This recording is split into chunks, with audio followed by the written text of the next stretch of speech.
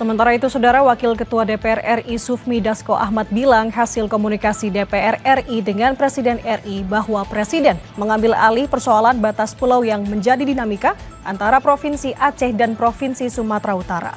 Pekan depan, Saudara, akan diambil keputusan oleh Presiden tentang hal itu.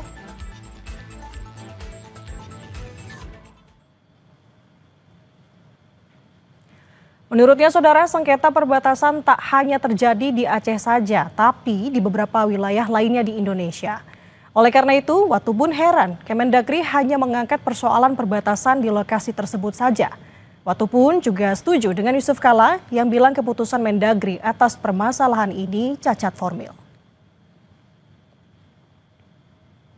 Saya pikir Mendagri kurang kerjaan, karena kan banyak pekerjaan penting yang harus diselesaikan kan. Disampaikan Pak Yusuf Kala memang ada benarnya ya Pak ya. Ya kan ada sejarahnya, ada datanya itu loh. Nah kalau urusan batas begini, itu bukan Aceh dan Sumatera Utara saja. Ini seluruh Indonesia, apalagi di wilayah timur yang daerah Pemekaran Baru, batas-batasnya sampai sekarang kan belum jelas.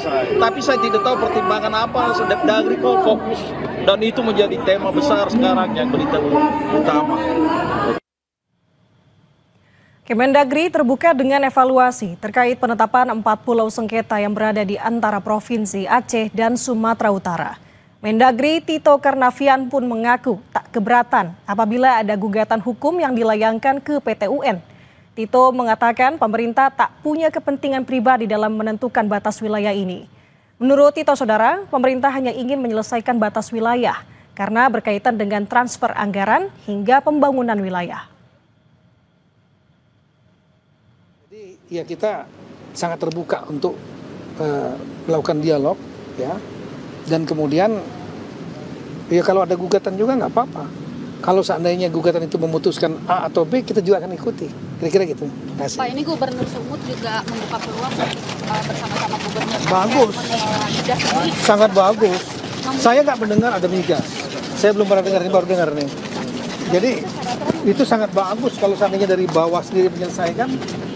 Kita dari pusat sedang sekali.